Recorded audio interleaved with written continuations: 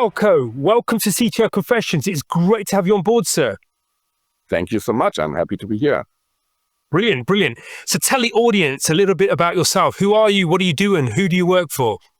Yeah, I'm the CTO at Lantern Care right now. I've actually just joined them a few months ago, and we are in healthcare, and we are helping people getting more accessible healthcare, specifically around surgeries, infusion, and cancer. And so we're working with employers and health plans and providing like free or significantly discounted services to the members. So that's the benefit to the patient.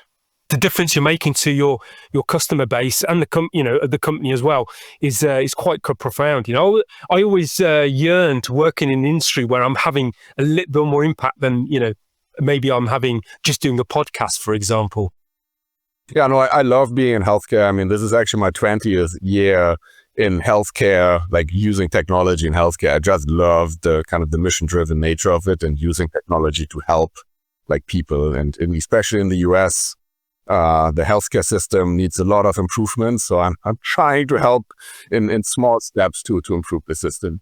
Yes, yeah, that's a podcast in itself. I've actually watched some interesting documentaries on the different health care systems around the world. Obviously, we here in the UK, we have the NHS, the famous NHS, and that has its challenges as well. But on the whole, it's brilliant.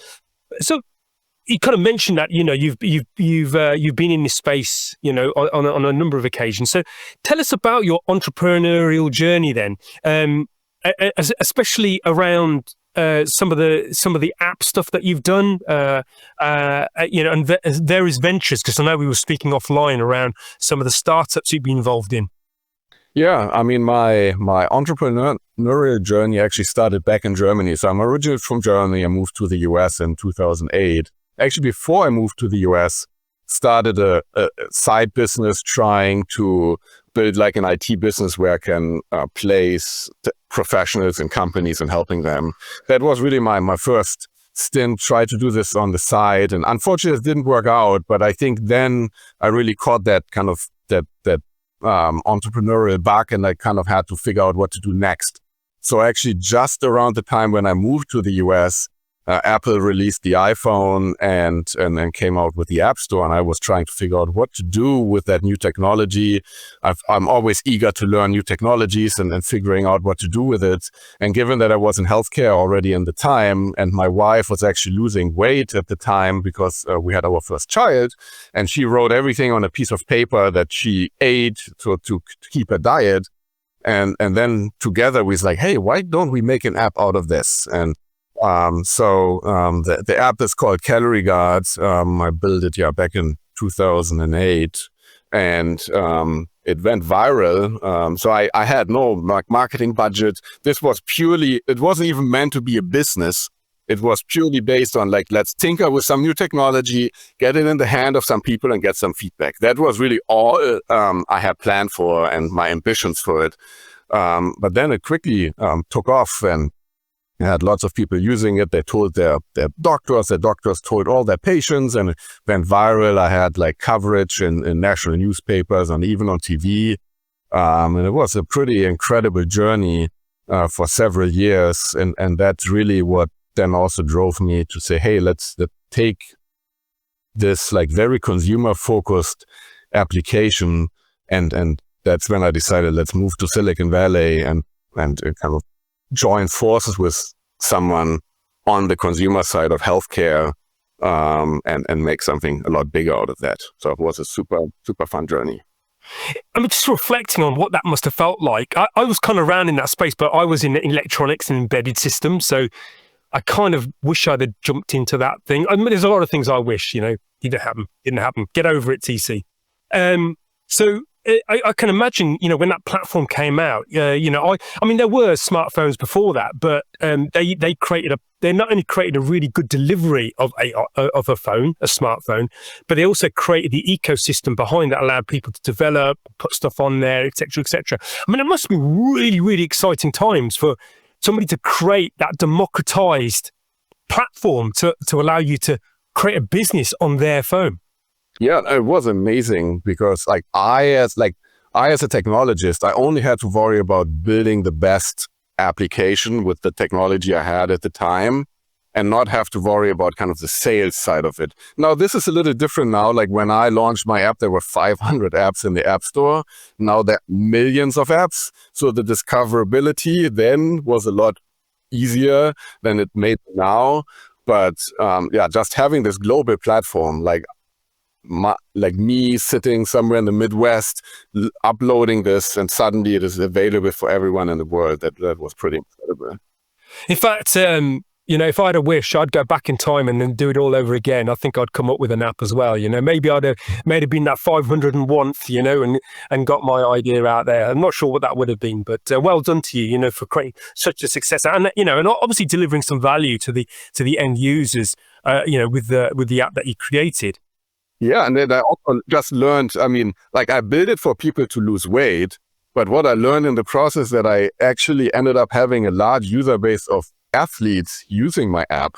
And I only learned that through feedback, like people sent me emails and provided suggestions for features. And like my app just had features that allowed it to you to keep a certain diet. So I had bodybuilders and marathon runners and Olympians like using that app for that. And that was like super interesting to see. In the process, I also built the first distributed database, like globally distributed food database that there was. Now there are several, but like mine was the first. And that was also just based on user feedback. Okay, so you had to create that as well. So that was an invention on top of what you were inventing, kind of thing. It was, wow. Yes, because I could only add so many entries of different foods, or like me and my wife, we were the company, but everyone around the world could enter their food that they eat, and it automatically uploads into like a global database. And then we had like a review process and approve it. And then it's available for everyone around the world. And that was, now you may think that is fairly normal, but it wasn't back then. That was very much unheard of at the time. Yeah, fascinating, and well done to you to changing the landscape. You're one of the pioneers there. So I've got a question around entrepreneurship and just general leadership. Okay, because you're obviously a tech leader and you're an entrepreneur. Okay, so which would you rather be purely, if you had a choice? Which one would you be? Just a tech leader, or did you like the kind of entrepreneurship space more?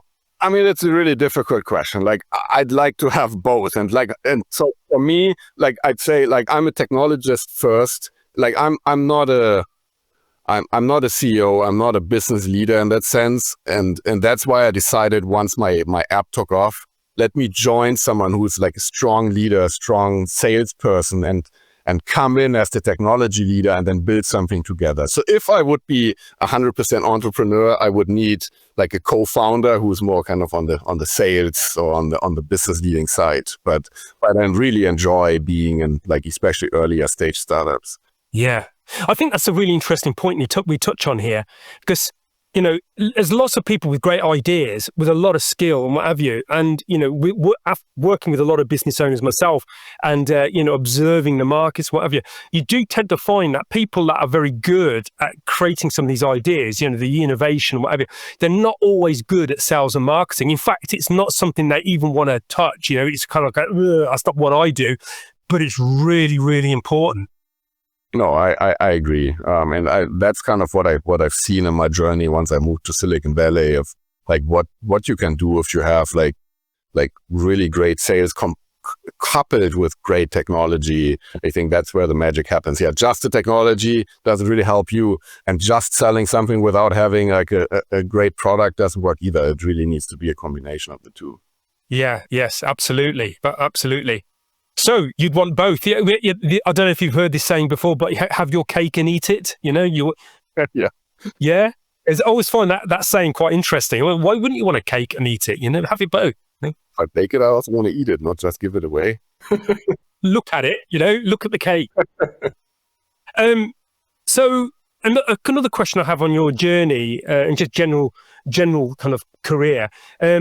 How do the technical and operational approaches differ between direct to consumer and business to business environments? Because I think you've kind of had a flavor of both of those. Yes. Yeah. My own application that I built, that was obviously only to the consumer. But I also had the pleasure. So before I joined Lantern, the previous 6 years, I worked on a virtual primary care platform called Plush Care. And that is a direct-to-consumer platform where you can go in, book an appointment with your doctor and see them on a video call like we have here right now. And it's what I like about consumer-driven products is that also your roadmap and the features you build are very much defined by what you believe the users need and where you personally want the platform to go. While what you see in enterprise, it is often that it's a customer-driven roadmap where like you sign up with large organizations, and because these are high-value customers, they often come with their own asks. And so if you're not careful, then you're building something just for them rather than for everyone that is contributing to the larger one. So like you need to step a fine line between where you want to bring that product and that platform versus what your big customers are telling you what they want. Yes. And that's a really tough balancing act because, I mean, being in business anyway you're there. It's not going to be easy because it's hard and you don't really know what the market wants, but you've got to get clued up enough. And I think that's interesting is that if you're working with a subset, you become very narrow and maybe in the wrong direction. Maybe it's a market you think that's there. So that's quite. So in your experience in, working with the various companies and startups and what have you, how do businesses actually get that more right or at least increase the probability of getting it right? I think it's like one, properly select your key customers that you believe represent the broader market rather than being very niche. And also look for like partners that may be more technologically advanced and want to have some innovation rather than just want it like it was always. And I think I've seen that in the first startup that I had, where we work with some really innovative, like sometimes tech companies, sometimes less tech companies, but innovative players in their space. And that really helped us shaping a platform that was more globally relevant than just for a particular client base. So also like for us, building not like often in enterprise, the customer thinks about what they want to get out of it rather than what their consumers are getting out of it. So like me in healthcare, like most of the customers that I had on the enterprise side are employers, self-insured employers. So they care about cost reduction. They care about their employee base being more productive and being less sick. But they don't care as much about the user experience that the patient or like their employee has. But that is equally important because if you create a seamless experience and like a beautiful and great looking experience for them, they're more likely to adopt whatever technology you're building for them that you want them to use. And in turn, that actually improves some of the metrics that the employer is looking for. But if you only focus on one side and you're missing the other one, then your platform could be a lot better than it is. And how much does a tech leader, in your experience, get involved in that? Because that's a kind of a different area, looking into the market. This is why I think, marketing isn't just about presenting a product out there. It's also getting they've got their tentacles out there. They know what's in the market, how you're positioned against them. How does a tech leader kind of work with that? Do you get involved or do you leave it to others? No, I mean, generally it's a collaboration that I have with the product team where I think, like in my view, the product team should be pushing for like a great user experience across all customers that you want to serve, whether it's like the employer, whether it's a patient, employee, or whatever. But as a technologist, you can provide guidance and insights into what's possible, what's easy, what's hard. And given that you have the inside knowledge in the technology that you're using, whether like in my case with an iPhone app, for example, where I had like a very deep experience, just providing even like they may not even think about what's possible and rather being driven by what they hear in the market or what the customer's telling them. So Falko, I've got some questions around tech and innovation here for you. So when you have a platform like Lantern, okay, so I imagine it's, kind of feature rich, got lots of stuff going on. And being a software engineer, I kind of feel the gravity of what it's like to have a platform like that. And then somebody comes along and says, we need to add a new feature, okay? It'll be easy, just add it, okay?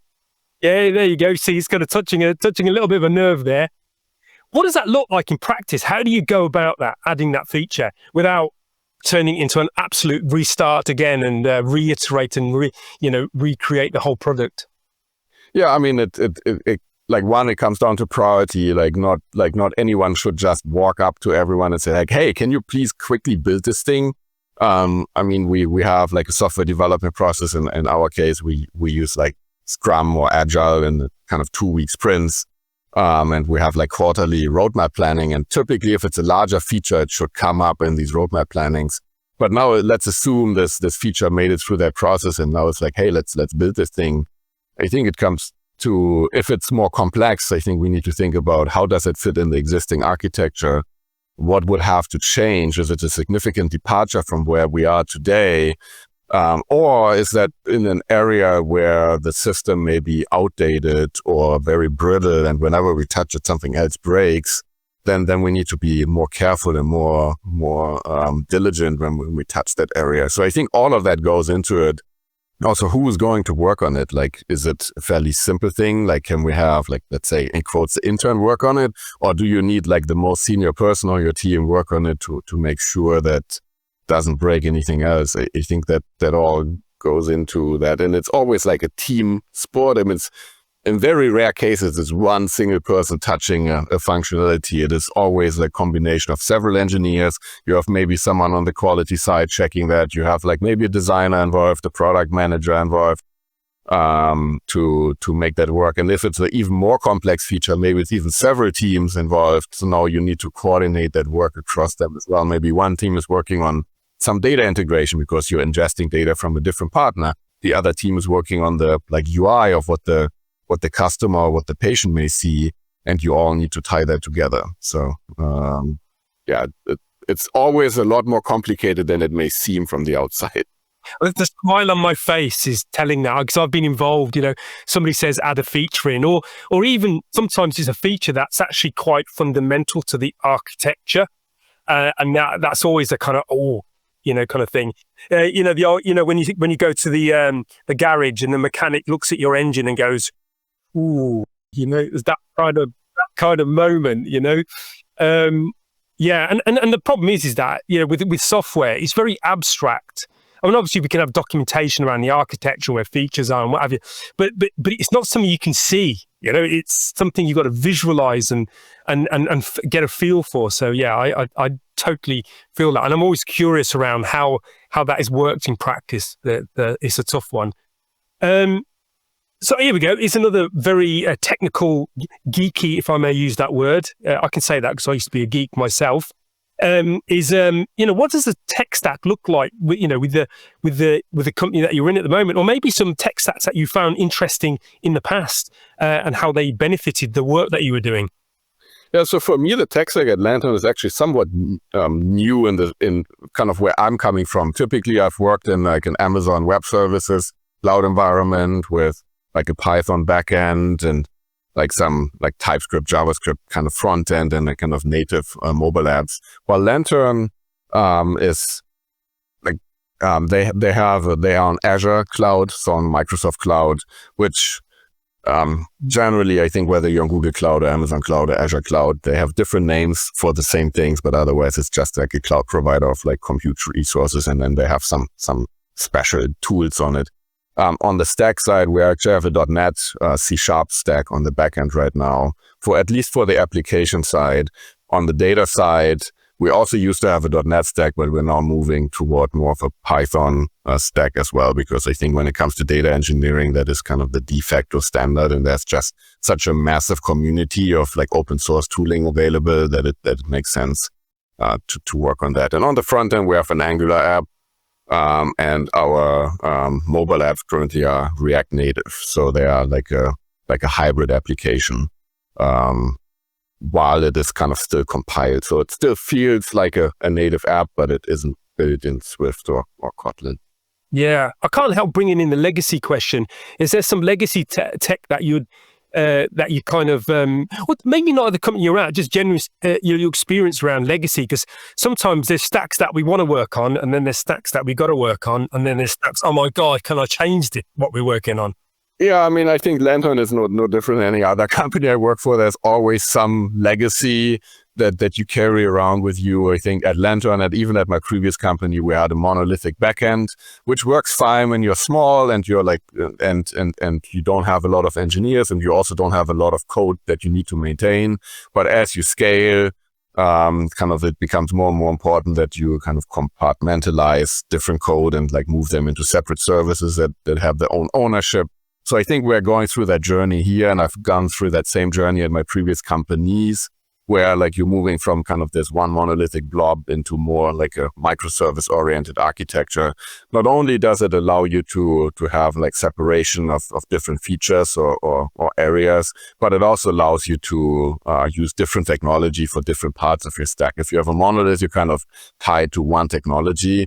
So I think at Lantern, we're also looking to make that migration to more of a service-oriented architecture, which then allows us to maybe we use Python for some new services while we continue to use .NET for some other services, and we may use yet something else for like use the best tool for the job rather than being tied to just one.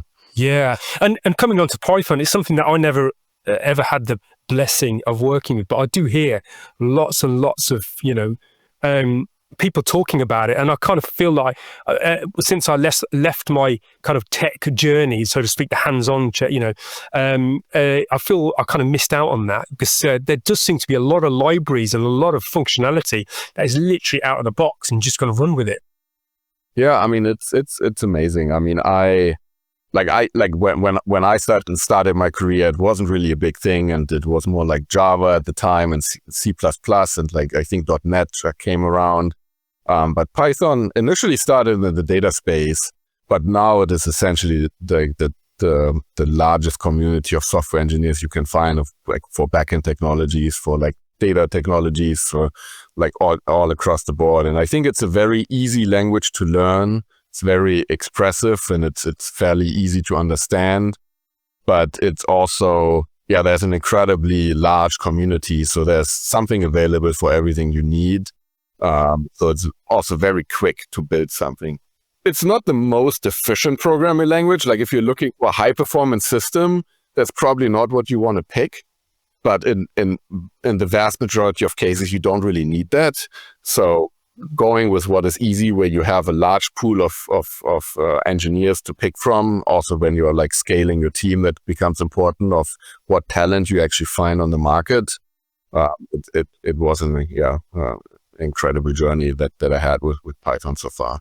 Yeah. On that note, I come from electronics background, so we used to write in C++. Even electronics makes sense. Yeah, and even assembler, and that's just on another level. I never enjoyed that, because that just kind of, but yeah, the efficiency's there. I can imagine, I don't know, actually, maybe our audience can answer that one. Is there any Python applications on embedded systems? I imagine somebody's done it somewhere. I've seen Java on embedded systems in the past. You can run Python like on a Raspberry Pi or something. There's also, for me, Python initially, I said, oh man, like I only work with compiled languages, and now you write something you don't even know, will it work? And so I was a bit worried in the beginning, but you can actually compile Python as well. There are compilers for it. I think if you spend some energy on it, I think you also get some very efficient code that you can run on embedded systems, but typically you won't find it there. Yeah. And I guess the key is maintenance. It's the ability to then also adapt. We talked about adding features, you're able to do that a lot quicker on there. So yeah, I guess it's a kind of balancing act as you described. All right, I've got to talk about it, because it's just everywhere. And you're probably going to go, AI, okay? AI. It's the word, in fact, even people that don't know what it is are talking about it. I was watching something the other day where somebody referred to it as A1. So AI, I can imagine that's it's reshaping everything. So how is it reshaping your space and the skill set actually that you require? Yeah. I think AI adoption in healthcare, I'd say, is maybe a little slower than it may be in other industries, simply because we work with very sensitive data. Like we work with your health records, with like sometimes financial information, and also like you see like ChatGPT and you can ask it anything and it gives you some advice.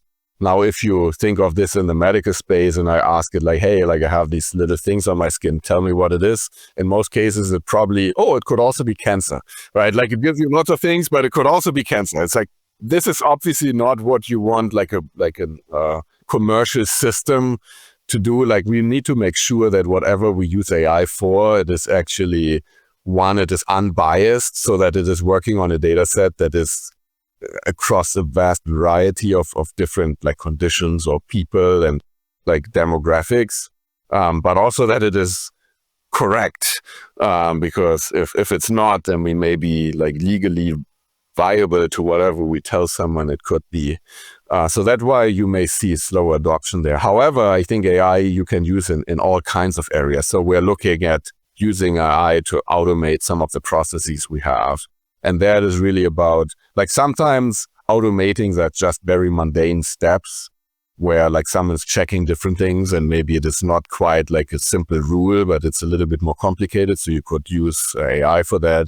But we're also going as far as using LLMs or like AI, large language models, to read legal documents and like payer contracts, for example, and seeing if you could derive rule from it to automatically price or at least recommend pricing. So we are working a lot with claims, and that is a very, very manual process, and it takes, I think, over 20 minutes on average for us to price a claim. If we could bring this down, like not fully automate with AI, but if we can use an AI that provides all the information that the human would need to do that decision correctly within like a minute or two, that would significantly change how our business would work. We're also looking at it from a customer service perspective, not to replace the customer service agent. Like we are very human driven and very kind of relationship based company where we want to build a relationship with the patient because they're going through some stressful situation. They may have cancer or they may need a surgery. The last thing you want is like talk to a robot about how we can improve your situation. So we want to keep that human connection. But now we can use AI to surface information to the agent as they're talking to the patient or providing some recommendations to the patient in that journey to make it faster and more efficient and easier for them, but not to replace anyone. Yeah, I can see your point, the fluffiness of the outcomes of AI. It's not very deterministic, in fact.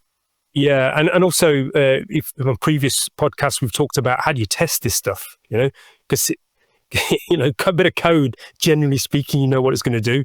I have had moments where in the past where we've written code and I've gone, how the hell did it just do that? How did that come about? It's like a tech surprise. But I can imagine it adds all kinds of.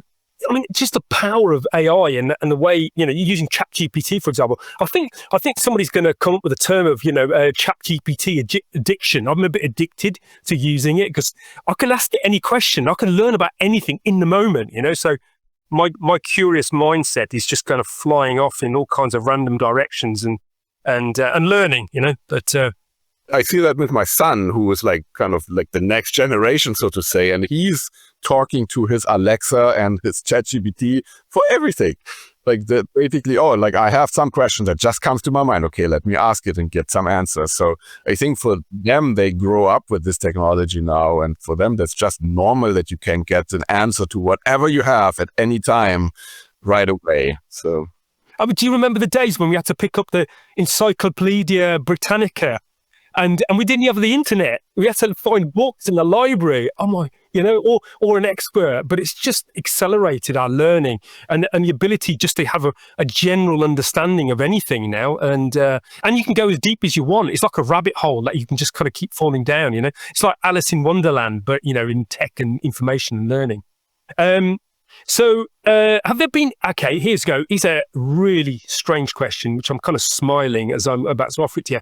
Anything, a tech trend that you've ever experienced in your journey that has taken you by surprise? And AI can't be one of them, because that is a surprise.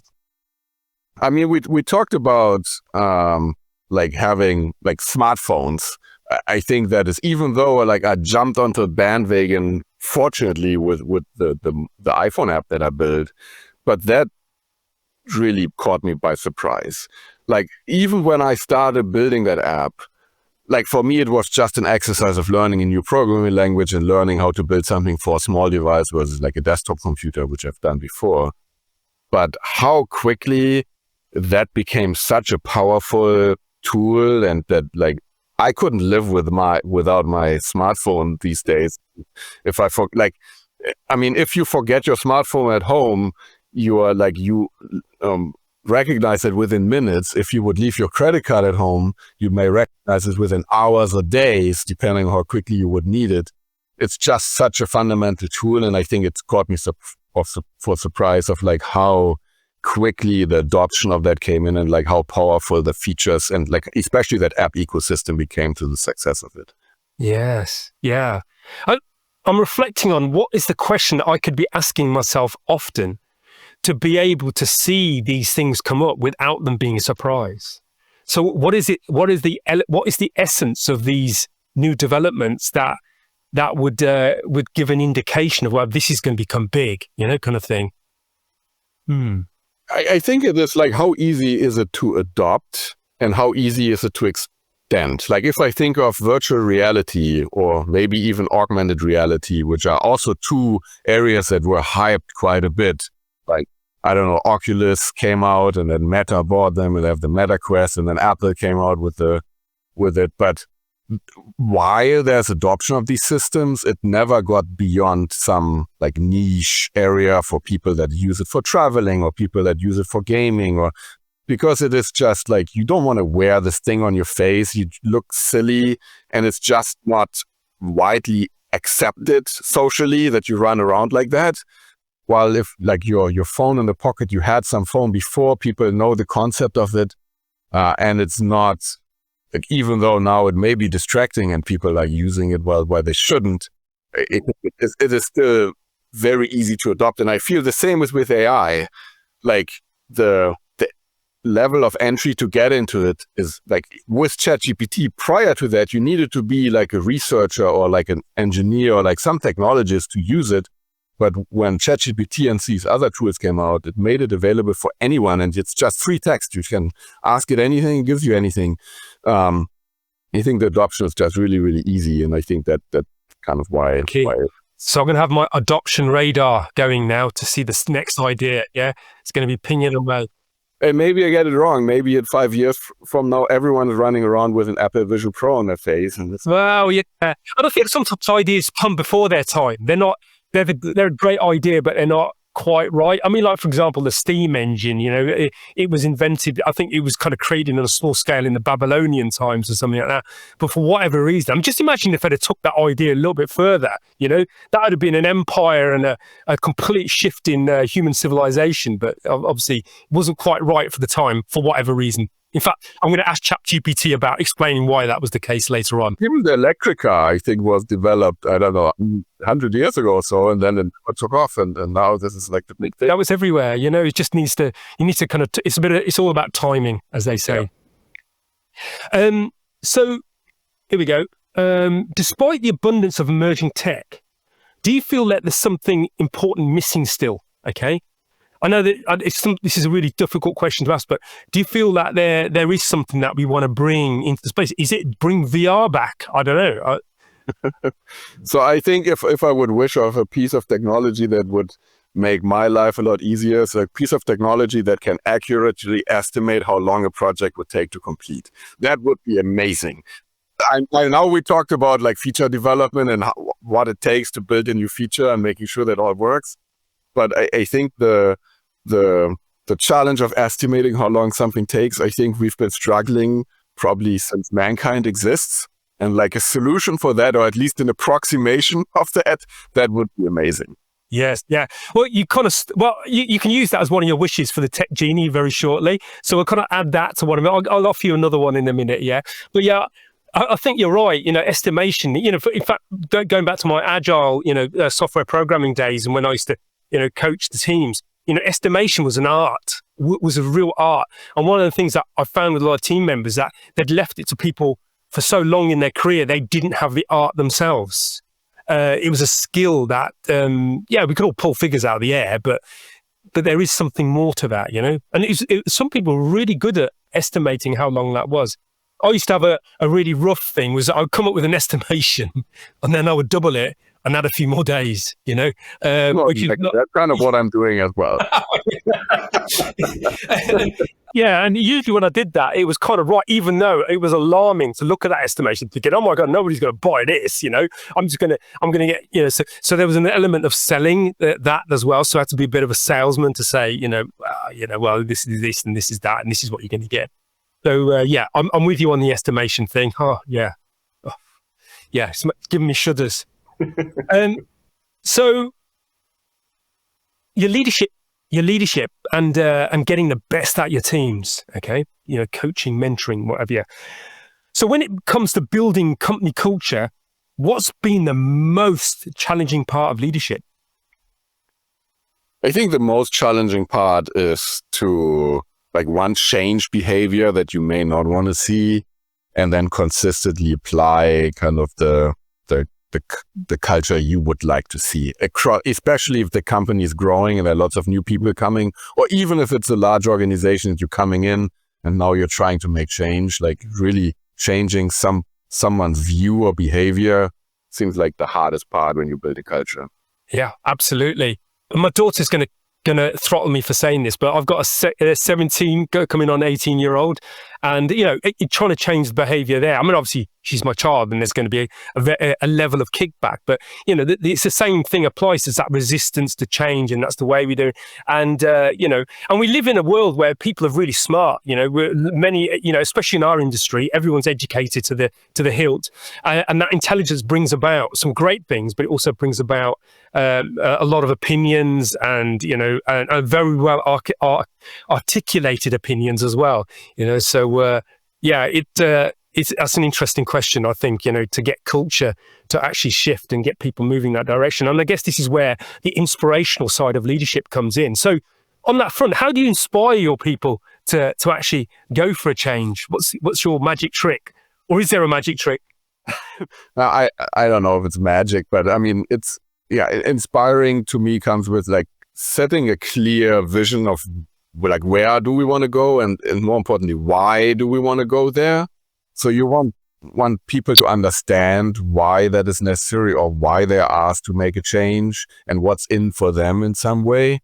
And to me, trust and transparency are super important. So I'm really trying to give them as much information and detail of kind of why I want to go, where I want to go, and what I hope to get out of that. Just as an example, right now where we have a monthly release process, and I want to move to a daily, a continuous delivery model. And obviously that is not something you can switch from one day to another. It's a long process. So I want everyone to think about what makes it so slow right now? What are the manual things that we do? Why do we need 10 people on that call at 10 p.m. at night to roll something out? Think everyone about that culture of building and delivery, and how can we speed this up so that in months, or in the several months from now, we can, or we currently plan to be on a bi-weekly schedule by September, and then hopefully early next year, then we can continue to speed up until we are where we are. So kind of setting out that vision and explaining, hey, this will be significantly saving you time. You don't have to worry about releases anymore. You don't have to be up at 10 p.m. to do something that nobody really wants to do. The likelihood of something breaking if we do this is also a lot lower than what we do right now. So providing the benefits as well as the long-term roadmap, I think kind of helps shaping that. Yeah. I think you're absolutely right. In fact, as you were describing your story around increasing the regularity of releases, I think that is really important. It reminds me of when I worked in mobile RF technology. I used to work on the mobile mast. And so we'd have these mobile mass units that would do the RF, and you're thinking, you'd think the cycles for releasing to those would be like forever, in the lab. And we actually had a setup where every night, every code that we checked in and we'd done our unit test and what have you, would be integrated automatically. It was loaded to a base station, and then there was a transmission cycle that we would go through, which then we would check to make sure. So if you can do it with that, you can do it with pretty much everything, And it was fantastic because we'd come in the morning and we'd just look and thinking, that build's fallen over, or that build's worked really well. And it just created this kind of regular level of progress and confidence. So yeah, hopefully that inspires people out there. Yeah, it was a great example of automation and reducing some of the things that were slowing us down.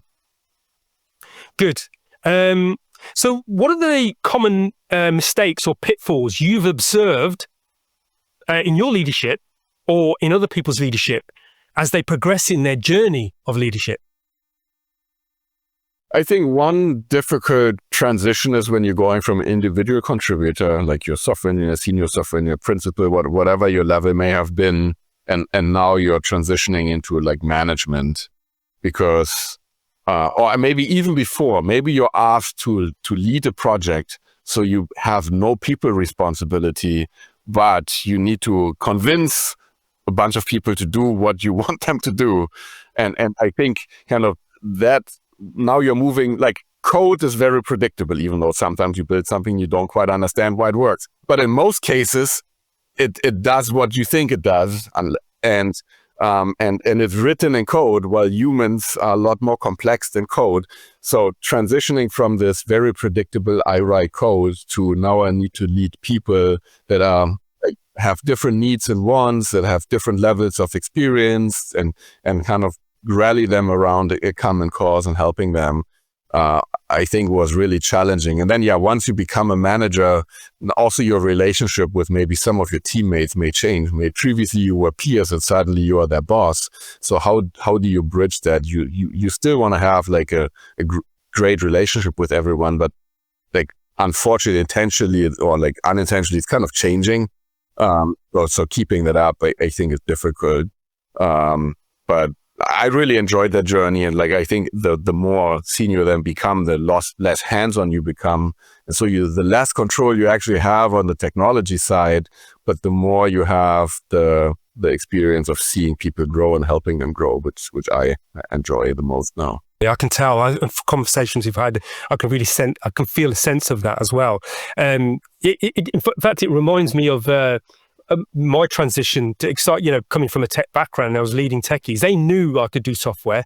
They knew I could do testing, and this was very technical, software-driven testing. So we were writing wrappers around bits of code, and it was very hard for me to resist, dipping in and getting into the weeds with them. And I would often have to say to myself and to them, which is that, well, if I'm doing that, then I'm not doing what I'm supposed to be doing, which is seeing the bigger picture.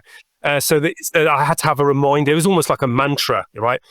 I'm not supposed to be in the weeds. I'm supposed to be looking above the weeds. I'm a flying eagle, okay, above the weeds. No, but that said, I think building building trust also comes through like that people understand that you have the chops. You could do it if you will have the time. So like typically, like I did a lot of code reviews, for example, and I try to stay close to it. Like I didn't write the code, but at least I can provide feedback, and I have a conversation with the engineer to understand what the challenges are, to understand a little bit about the code and what's going on. And I think that builds a lot of trust. 100%. In fact, sometimes I spot people doing software engineering at like a restaurant or a hotel, and I look over and I always get into conversations. I always find it fascinating because there's a little bit of an urge for me to kind of get involved and understand it. On leadership still, what do you think is the most undervalued skill in leadership? I think it's relationship building. So like, as a leader, I think you often think about you need to lead that direct team, people who report direct to you. And that is true, but I think there's a lot more stakeholders that you need to work with and build relationship with. Yeah. And the stronger the relationships are that you build with these other people, the easier it's actually for your own team to do what they need to do. Sometimes I see people just very focused on just their team, And I think then they're missing out of the opportunity to have a more impactful work on the team. Yeah. I feel the urge to bring in something that I do. So I work in a lot of transformations and kind of culture shifts and whatever. And I have a mantra, which is relationship first, because that's what you can build everything on. If you've got you've got the trust, you've got a sense of understanding, and also you see the human being. It's not just Joe down the road who does Python. Okay. Oh, it's Joe that does this and loves doing that, and he likes running. It adds a dimension. And at the end of the day, bringing humanity into the workplace. The more we can do that, the better, and we can still do the tech as well on top of that. Yeah. So, on your leadership journey, I always like asking this question because I always see if I've read those books or watched that film or seen that play. What are the things that were instrumental in your leadership journey that you'd like to share here to inspire other people to go and have a gander? I think, when it comes to books or movies, I really like stories, like entrepreneurial stories. Listening also to a podcast like How I Built This, for example, that walks through like entrepreneurs and how they built their business and what worked, and they especially talk about the failures because there's always like some failure along the way.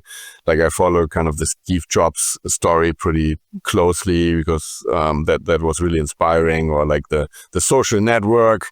About the build up of Facebook. When it comes to technology that really shaped of how I think about delivering software, it's this book that actually my previous boss recommended to me, and it's called Accelerate, the Science of Lean Software and DevOps. It's actually a more DevOps focused book, but it talks about how you expedite your development process, and going from monthly or bi-weekly or whatever release cycle you have to really continuous delivery.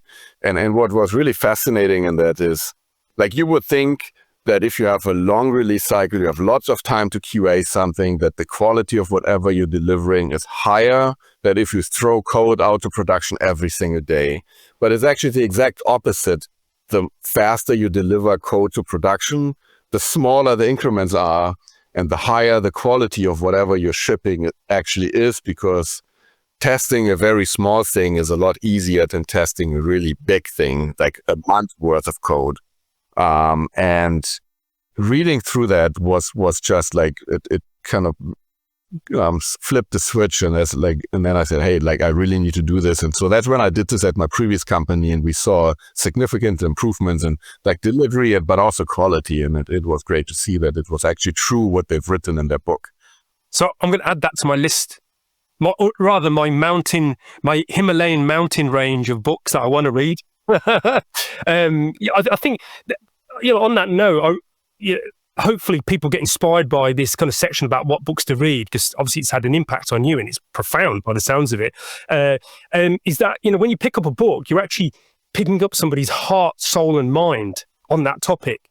So it's almost like a gift. So whenever I pick up a book, I always think of it like a gift to me. They're gifting their wisdom, and it's up to me how I then bring that into the world, or what I take from it. So yeah, it's a book that I'm going to look at, because I thought for some reason, I felt it in the force, but I got it wrong. I thought it was going to be the Phoenix Project that you were going to mention then, but you didn't. So I got that wrong. Something's wrong with my Jedi tricks of understanding where people are coming from. Okay. And you've already made a wish, so you know what's coming. I'm going to offer you another wish. What else would you wish from the tech genie, for your leadership, for your company, for your industry, for tech in general? Yeah, I think I know all these AI tools are trying to pull data from different sources together so that you have one coherent view, but so far I haven't really seen that work well. So I wish I really would have a tool, and whether it's like a ChatGPT or something similar, that really has an understanding of who I talked to that day, kind of what messages I sent and what emails, and help me through my day, kind of as a virtual assistant, but in the true word, someone if I would hire an assistant who would help me along my way, kind of that kind of level of support, rather than me having to prompt and getting some answers, is really a proactive assistant who helps me along my day. That would be a great helper. So if anyone's thought of that idea or gets inspired by it and starts doing it, put it in the comments on the YouTube one. I know you can put comments in there, and I'll be checking that, and maybe we can look at that together, Falko, you know? Yeah. So, but this is the great thing about having these conversations. You know, this will make somebody's ears ring and go, "Oh, I'm already working on that," or "I started that project, didn't quite finish it." So, but I do feel your pain around that. It is quite challenging, and the greatest inventions are there to resolve people's pains, you know, and make life a little less friction. So great idea.